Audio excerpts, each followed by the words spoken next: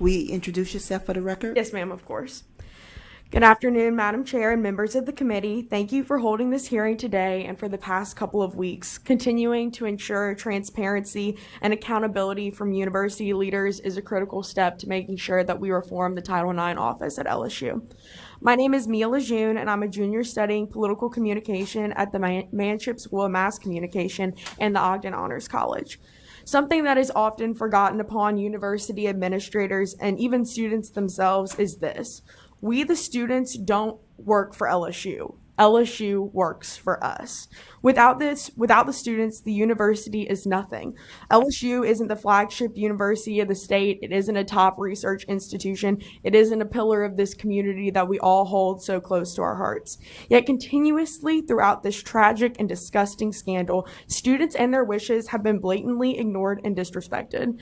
I find it sort of funny. For years, student leaders have been asking for better lighting and more safety precautions on campus.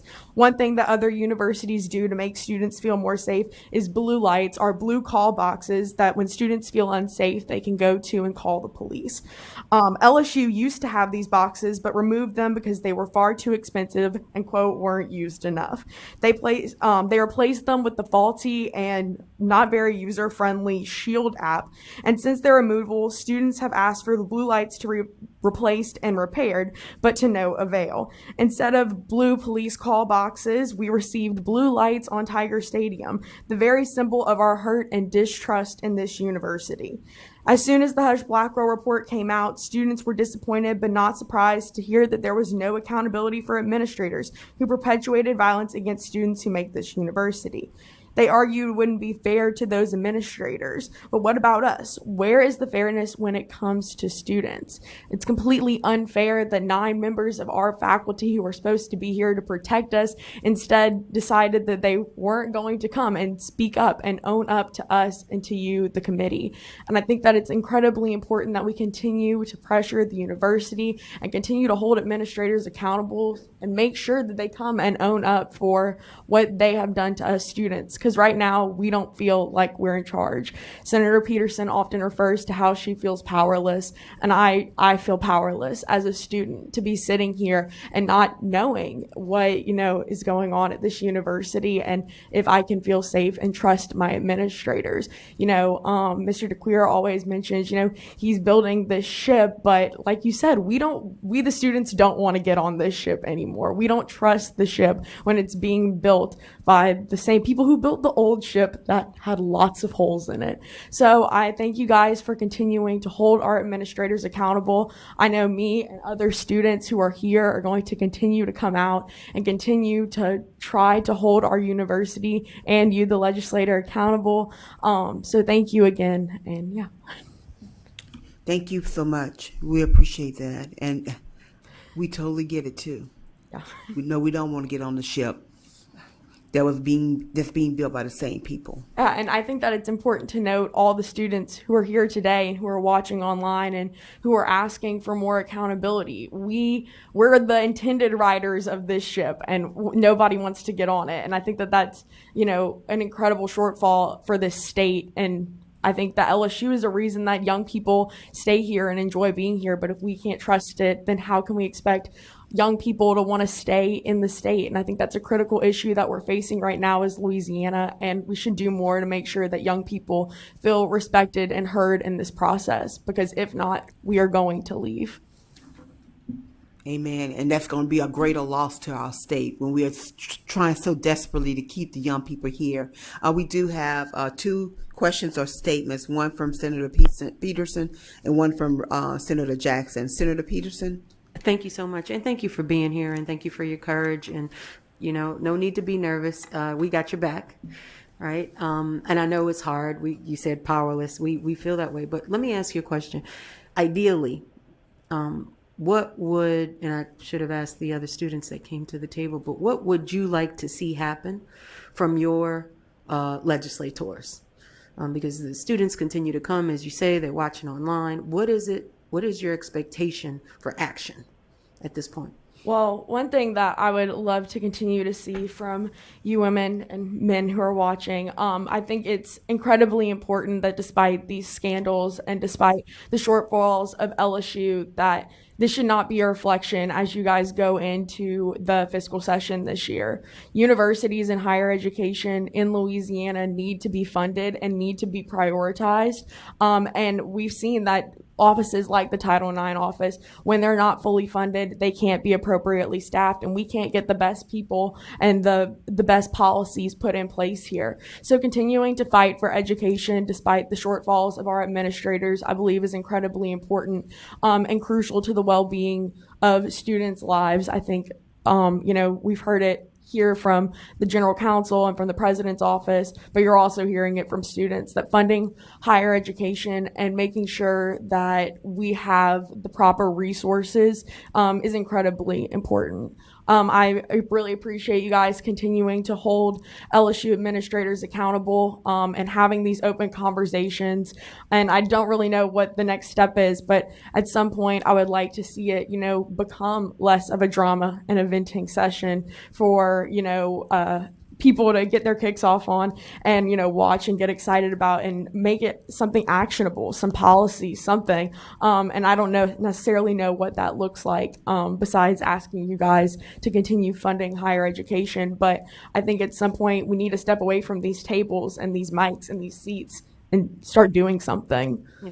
So thank you for that. You happen to be sitting next to one of the people that we're going to be following a lot this session, and so we're looking forward to her leadership, and we're going to be talking about some of those actions. But I heard you say two things. Make sure we adequately fund higher education so that we can have the Title IX offices fund it appropriately and change the systems and fund them adequately. And then secondly, the accountability for the leadership and to actually take action, step away from these hearings, but actually take some action. So thank you for your testimony. I appreciate it. And I know that there are some bills that are on the, in the session this year that are not necessarily fiscal related, such as allowing survivors to get out of their lease, other opportunities such as those. And so I'd really like to encourage y'all to encourage your fellow lawmakers to be a part of the process and not a hindrance to the process.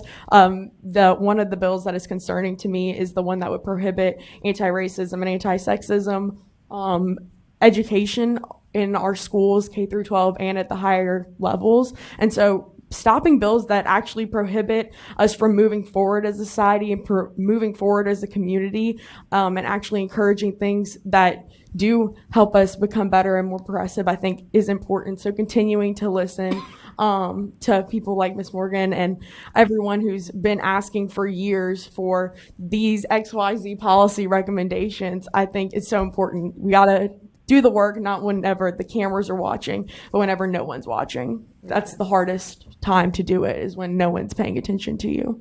So that's a challenge. Yeah, it is. That's probably the worst bill of the session, by the way. Yeah. Go ahead and label it number one. All right. Thank you so much. All right. Thank you, Senator Peterson. Senator Jackson. Thank you, Madam Chair Lady. Good morning, and thank you so much for being here today. And we understand that you're taking time out of your class schedule. And I know education is extremely important to you. But I know that this was something, like all of us, that has taken front and center importance in our lives as we attempt to correct what is going on. My question is this. You talked about a number of things that you as students have asked for on campus. And I understand that there may not have been, full board meetings to discuss this issue. Has any survey, since you've been a student at LSU, been taken by the university, by the board, to determine what students would like to see implemented so that they can feel safer and so that they can feel as though these issues have been addressed? Off the top of my head, I can't think of any survey that I participated in, but that doesn't necessarily mean that there hasn't been one.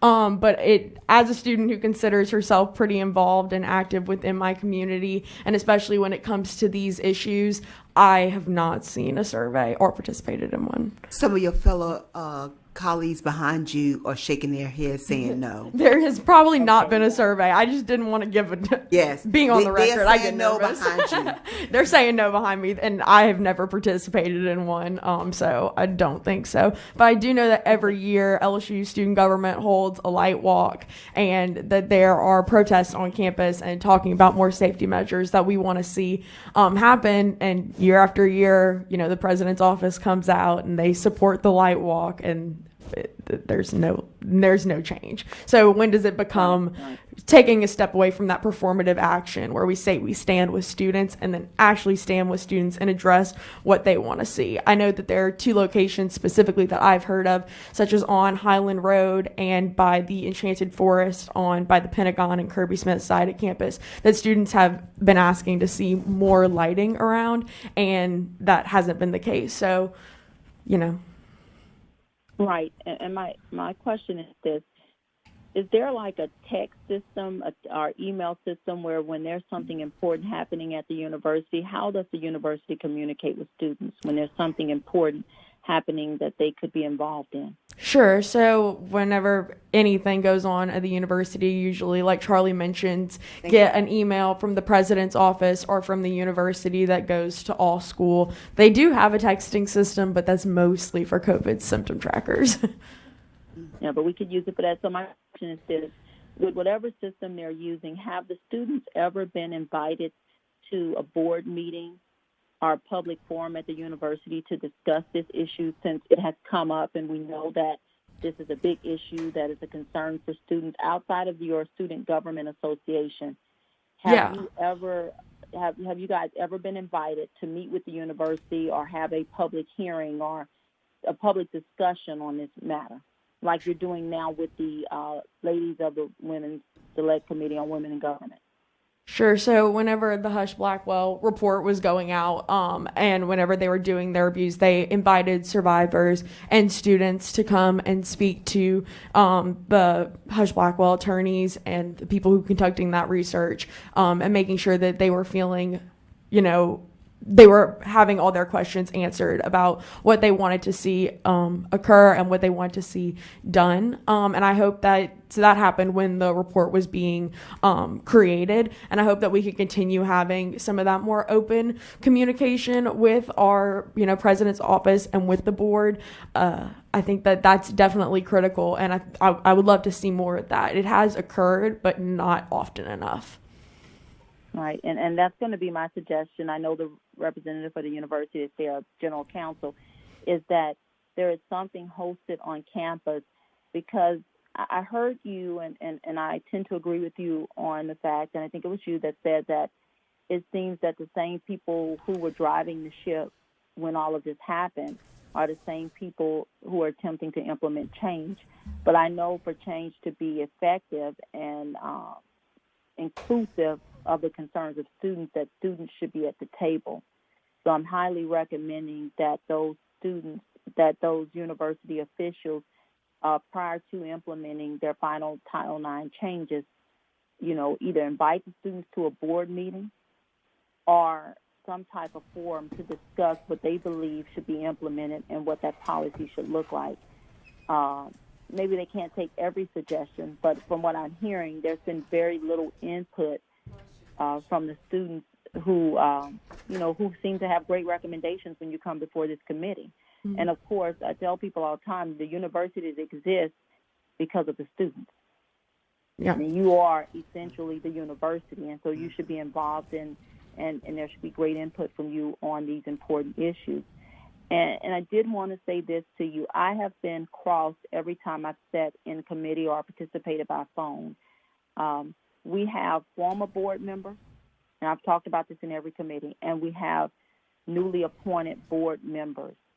Is it the desire of the students to see every board member leave, or only those board members who were involved in what we consider to be a cover-up at this point?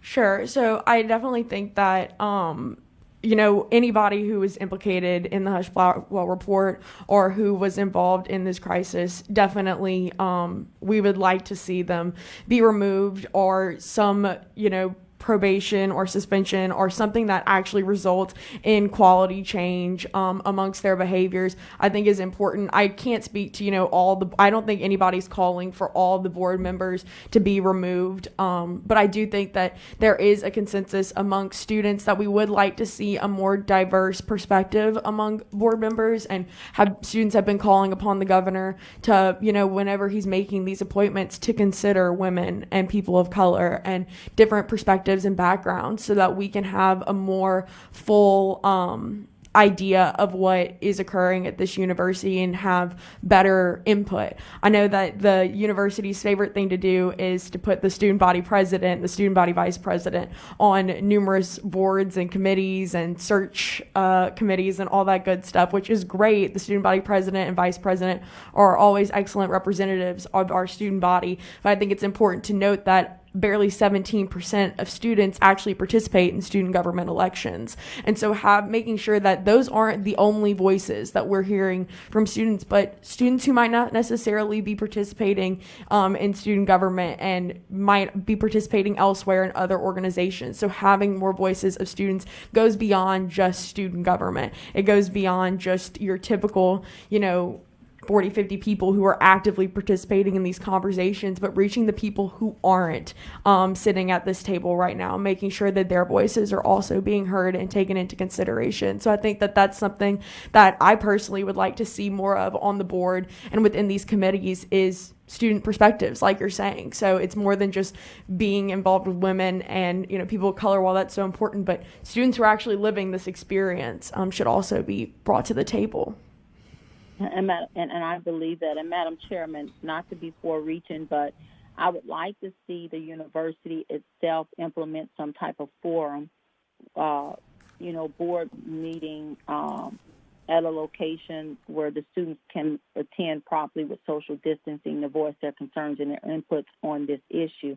If that doesn't happen, I'm going to strongly, suggest, if it's in our proper jurisdiction, that we move one of our meetings maybe to the Coliseum at LSU and talk to the students at a time like on a Saturday or something when the students are not on, in class. Okay. But I would like to see first LSU board do that prior to us having to do that, because what I'm hearing from these students is besides the victims themselves, that there has not been as much student engagement to determine, what the students want to see moving forward in Title IX procedures so that they can feel safe at their university. And I think, Madam Chairperson, that's going to be extremely important. I would agree with you, and I love that suggestion, and I will follow up with the legal counsel to ask them to do that. And if they do not do it, then we will move forward to doing that. Again, I want to just thank the students for all that you've done. I think your advocacy has been unparalleled to what we've seen before, and being able to stand up for yourself. And, I think that it's time for all of us to remember, including the university, including the board members, and everyone in our state, that our flagship university doesn't exist if we don't have the students. And if we can't serve you, then it won't exist for long. And so there needs to be a redirection where we stop looking at those in leadership as who's important at the university and begin to look at students, the people who make up this university, as what's important, and your safety and your comfortability and, matriculating through the university to receive your degree. And so I stand with the women of this committee and others throughout the legislature to make sure that happens. And I appreciate your testimony today. Thank you. Thank you, Representative Jackson, Senator Jackson, and thank you so much, Ms. Lejune, for your testimony. You guys have really done a wonderful job here today in really helping us to see even more in-depthly the things that are important. And one of those things, and very much a key, is going to be the involvement of the students, because without the students, there will be no university. And if this is not corrected, not only will we begin to see a loss now, but the future of the university is going to be even more dismal because of the loss and the lack of faith. So Correcting again, this issue is going to take a big part from all of us, not only you guys and administrators, but also the students. And I speak for everyone here when I say that we don't intend to go away anytime soon. So even once this committee adjourns and things are over, we'll be back. And I surely plan to be here throughout the session. So thank you guys so much for having us. And I look forward to continuing to work with you. And on that note, as there are bills that you guys are interested in, we are asking you to come back and be a part of the process and come and testify in committee, whether it's on the House side or the Senate side, and share your viewpoint. That's going to be I'll very be here important. for a couple of them. So thanks, guys. Okay. All right. Thank you. All right. Miss Lamandre. Yes, thank you. Again, Morgan Lamandre, the legal director at STAR. And I have to steer off course just for a second because she said something that, well, makes me feel really old, but also recently I moved and I found a box of floppy disks. I don't even know if they would know what that is, but floppy disks from when I was at LSU. And my freshman year, English 1002, I wrote a paper and I saw it on the label, safety on LSU's campus. And I remember in the paper, I couldn't access it. I don't even know who would have a floppy disk reader anymore. But I remember my paper, English 1002, in 2002. Yes, I'm older. I was discussing the light issue, and it was around the time when we had the serial killer, multiple, I think, but mostly around Derek Todd Lee and all. And that was when I was on campus. And the lighting issue, the fact that lighting is still an issue, I'm just like, wow, it's on a floppy disk, that paper. So that's how old of an issue that is. So I just had to take a moment to talk about that for a second. But one of the things, though, that I did want to mention, and it's something I brought up the first time I was here, which is that there's a lot more out there and that this will continue to make you sick. Well, one of the things that I think needs to be brought to everyone's attention is that the Husch-Blackwell report, I know everyone's saying how great it is, they're transparent, they published that. The things that were investigated in the Husch-Blackwell report were things that were already public because of the USA Today article. One of my critiques about that was that they did not go beyond what was reported in USA Today. So a lot of the cases that I'm aware of, the things that I've kind of said, if you really knew everything, you would really be disturbed. I think there was another report from the Baton Rouge Business Report that came out that was not in the Husch-Blackwell report. There are more things that have not been uncovered. And so what I would recommend is that we get our legislative auditor involved to do an audit. I personally believe this is not just something at LSU. This is something that does happen in many of our universities, but I think we need to kind of go ahead and get our legislative auditor involved and get them to evaluate. And I don't know how it'll work out with, privacy issues. All of that needs to be attended to. We want to make sure that students are protected, but I think that we really need to rely on our auditor, our legislative auditor, look at different universities, how they have investigated Title IX cases. If that is a possibility, I would hope that it could be something that could be possibly done, because at this point, we can't depend on the survivors who I know are not going to come forward, because for all the reasons you've heard earlier, but also some of them have tried to put this back past them. Some of them, I've received their wedding invitations. They have had babies. They've moved on, and they don't really want to have to come back and bring this back into their mind. But there are things that happen to them that still need to be addressed. We're still continuing to get LSU students, and kind of going back to the whole thing about LSU. I've been really reflecting about my particular journey being in this field, and I think it's today or tomorrow will be my 14th anniversary of becoming a volunteer advocate at what was Rape Crisis Center. We're now STAR through the district attorney's office. And I volunteered to be a hospital advocate. So what that meant was when a survivor went to the hospital, we were called out to be with the survivor during the forensic medical exam. I'll never forget, my first call out was an LSU student, and she was raped and beaten by her ex-boyfriend.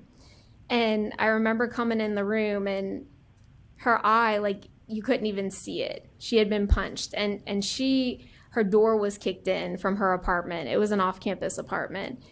And from there, the very next day, because I had signed up for 2 shifts to get trained, the very next day, my second call out was a Southern student. And so from there, one of the bills, Representative Freeman's bill for lease termination, really was about that first year.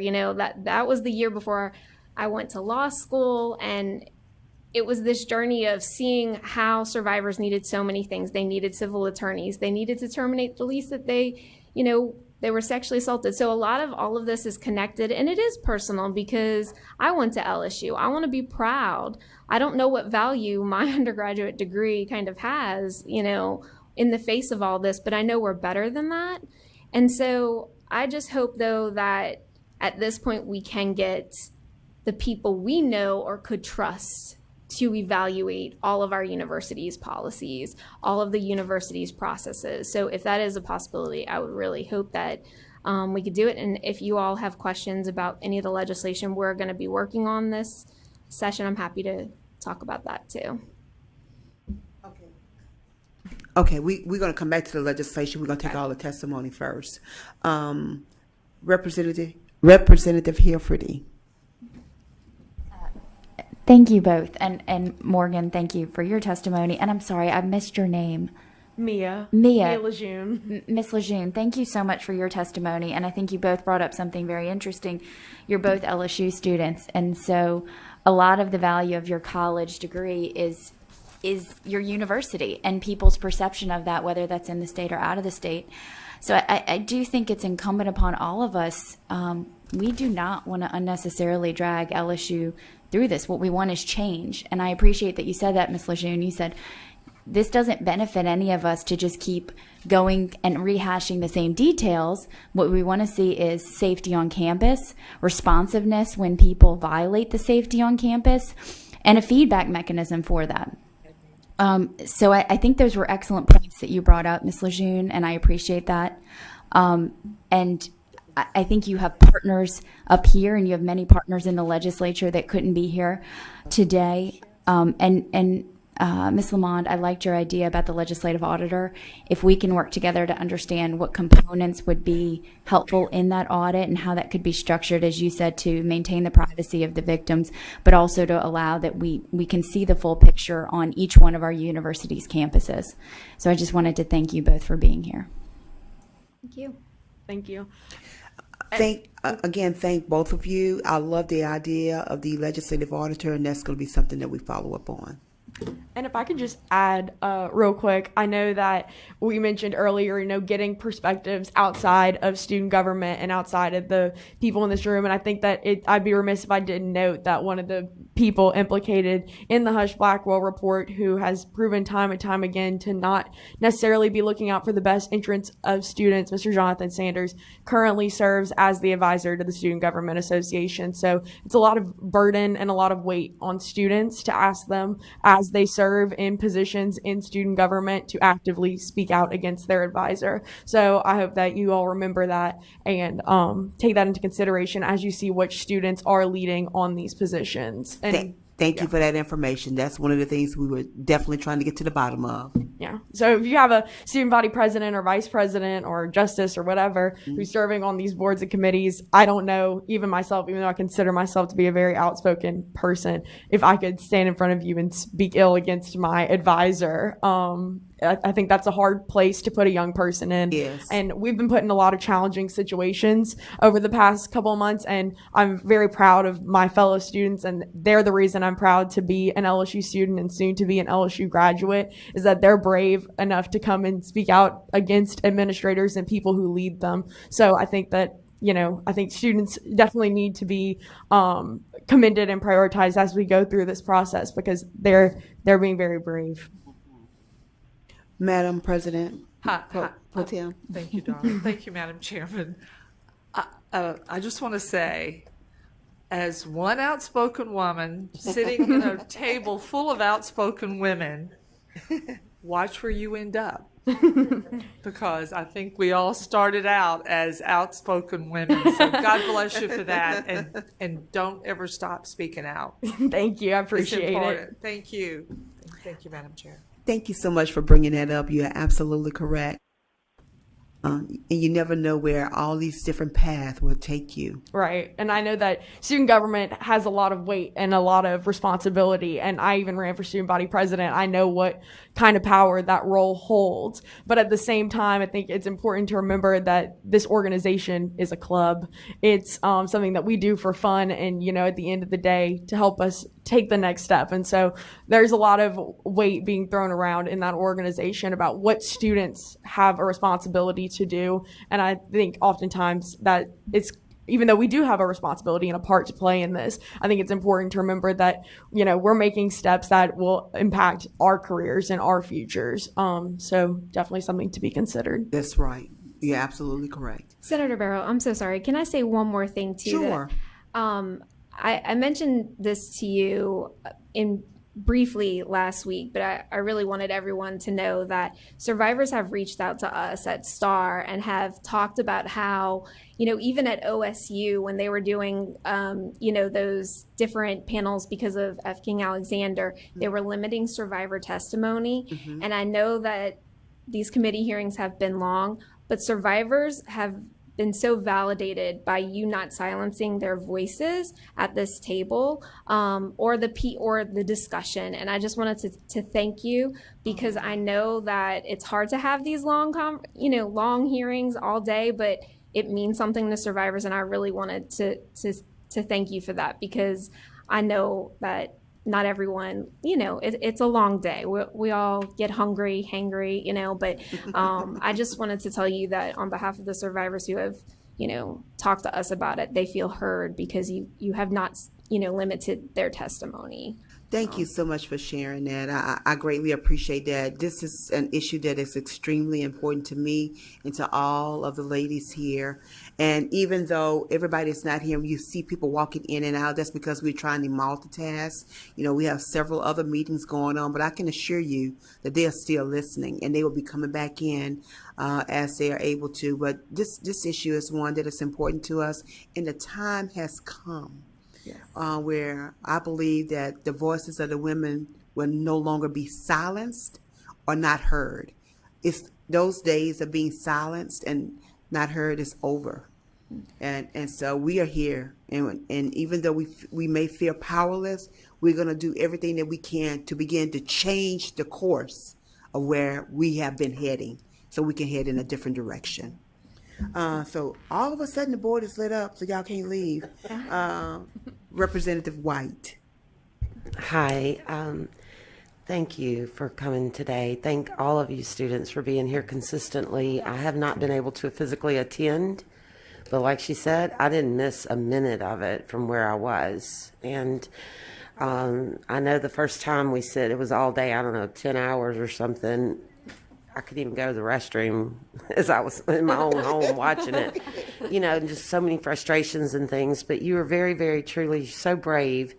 And even though our agenda got cleared today, we're thankful you came and stepped up and spoke and said again, your voices are being heard. We do take it seriously. And you mentioned a certain employee that was the one that I had questions about the last time we met, that I wanted to hear from. So was he moved or fired? Moved. Neither. No, neither. He's still in the same position. He's still in the same position. Yeah, and that's a problem. So I'm glad you stated that today, and I hope that someone addresses that issue, because I've read enough about that one. And it's been very horrific to think that you're still going to continue in a situation where you can't trust who you're going to go to, and that's just not going to work. And so we expect to see something one way or another, but I hope we do. If we don't, we're just going to keep having these hearings, right? That's what we can. I guess so. So I just really appreciate. I've worked with Morgan, and right from the beginning, a few years ago when we met, I knew that we had a strong woman here that could really help in a most horrible situation, bring things to light, and fight for you. And she's been fighting for victims for a long time. So this didn't just start because of LSU. She's been doing it a long, long time. And so I'm excited to bring some bills for her that I had to hold back. But now, because of COVID, so I'll expect everybody to help us out with that now. But again, I just appreciate you coming today, and I'm so glad I could be here today. I had to step out again for another prior commitment, but I had the little TV watching as much as I could. So thank y'all all so much for being here, and I think we have some people in place that are going to make some changes. I know we do, and so you're going to see those things occur, I believe. And if you don't, we want to hear from you. You will. Everybody in this room has the power to do something more, and now is the time. I think we've talked. Now we got to do a little walk-in. So I'm excited to move forward. And a cultural shift is not an easy thing. It takes years. And so some of that is going to have to be a cultural shift, that we're not taking this anymore. And you're not going to be able to get away with it. It's not going to be covered up. So no matter who you are, that's what we're working on. That's the things that we can do. So people say, well, what are we going to do? Well, we've got legislation to hold people responsible and actions to be taken. So I hope that you see that we can't resolve every issue. We'll never stop sexual harassment and rape and things like that, unfortunately. But we can hold people responsible. And that's what I hope you feel that you're getting from this group of legislators. And it's not just women. There's men, too, that are just as passionate about this and upset as we are. Mistreatment of humans is, this is not right. So thank you so much. Thank you, Morgan.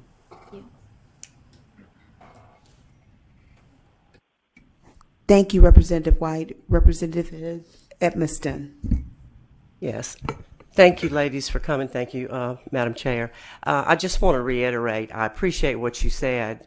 I wanted to go on record that I appreciate Senator Vera, because I've been on a lot of boards, a lot of commissions, a lot of committees, and she has not cut short any of the testimony. That's very, very important for y'all to understand as up-and-coming women leaders. If we cut the testimony, then we don't understand the issues. And she has been more than compatible to hear all of the testimony, which again is very important. So thank you for saying that. Again, I wanted to go on record to say that because it's important. It's important. I have been in so many situations, and all of us have, where testimony has been cut short. It hasn't necessarily been sexual harassment or assault, but other issues that were important to parents, children, and just haven't been listened to. But today and the other two meetings that we've had, she has not done that. And that's extremely important. So I commend y'all for coming. I commend Senator Barra. Thank you. Yeah, it lets everyone really know or understand the magnitude of the issue and also how to actually craft policies that work, because I've watched those hearings of other other committees you all are in, and it's like you're not even getting to hear the whole story. So how can you legislate when you are cut short? And I'm just gonna say, I don't, I'm glad I don't see women cutting people short so much, because they want to understand the whole story, So, but Can I say one more thing? Yes, ma'am. Yes, ma'am. I just want to say that I'm hoping that our colleagues are watching and listening, yes, and that maybe they may take a little bit of what am I trying to say? That they would make a little attentiveness, that they would want to do the same thing, because it's productive. It produces fruit when this happens. And when it doesn't happen, it shuts down the issues that we need to really be talking about and making legislation about. So it is very important. And I'm just believing that, like we say, it's not just women, there are men, but our chairs of our committees, we're hoping that we'll will hear this and really believe that they need to allow people to testify and really understand what they're voting on and what they're legislating. So thank you again. Well, I want to thank you guys for the wonderful compliments. Oh, I got you for the wonderful compliments. But you know, it's really important that you allow people to know that you hear them, and that's to me that's been really very very very important. And I really pride myself on trying to make sure that I really hear people so that I can understand the magnitude of issues. And one thing I can say is that I'm working with a great group of ladies that I have never seen us come together on an issue like I have on this particular issue, where we have had to develop a new, what is it called, Ms. Tran? There's a new app system that I'm not tech savvy, so that we can all really stay in communications with one another. And that says a lot to me. And that means that this is not just important to me, but it's important to every woman that's serving the legislature, as well as our male colleagues, because even though they are not here, they are telling us we have your back. So I just want y'all to know that. But thank you very much. And Representative Fiber, I see you blinking over there. Well, I will second everything that Representative Edmondson said, and I would second what you've said. And I appreciate your being here today, all of you, for your testimony. I've heard things like do something more, cultural shift, actions to be taken. And I know, Morgan, you've worked with Representative Freeman on some legislation that I will be eager to learn more about. I also know that I remember in earlier testimony, weren't you hired by, wasn't STAR contracted with LSU to work with them to improve the culture, to improve what actions are taken? Can you address what you're doing, what your organization's doing with LSU to improve the environment and the climate and the culture? I can attempt to address some of the things. I will say I am definitely more the person who does stuff at the legislature and works directly with survivors. Our president and CEO, as well as our vice president, are the ones who really do more of that type of consulting work. But so far, from what I understand, there have been lots of meetings, lots of discussion. So far, I know our vice president and our community education director has conducted one training with the LSU football team. I believe that there's about to be cultural assessments done in athletics. And I do want to be clear, there's two contracts, one with LSU Athletics, one with LSU directly. And so I might be getting mixed up a little bit about what you know each what is the due. LSU direct contract, not with the football program, but with LSU, would you be working with the Title IX? Yes, I think it's dealing with training. We're revising the training that everyone seems to say is not helpful or effective. I think it's training staff also on how to, basically receive a disclosure. I can't get you the specifics, but unfortunately, our president and vice president were here last time, but I could get the more specific information from them, and I know that they'd be happy to, Okay, you might ask them to provide the committee with some of the details about the kinds of things they're doing working with Yes. LSU. It's definitely, so like LSU directly, training, policy revisions potentially. Well, I but- certainly think the expertise that STAR brings to this is important, and so it'd be nice for us to know the kinds of things that they're going to be doing. Yes, Thank you. Thank you. I will get that to you. Thank you. Thank you, Madam Chair. Thank you so much, Representative Freiberg. We want to thank you once again for being here. Ms. Lamandre, we're going to ask you not to leave because we want you to stay with us as we talk about some of our policy initiatives for this upcoming session. But we want to thank you, Ms. Mia, and I look forward to seeing you around the Capitol. Yes, ma'am, of course. See you Okay. soon. All right. Okay, we will have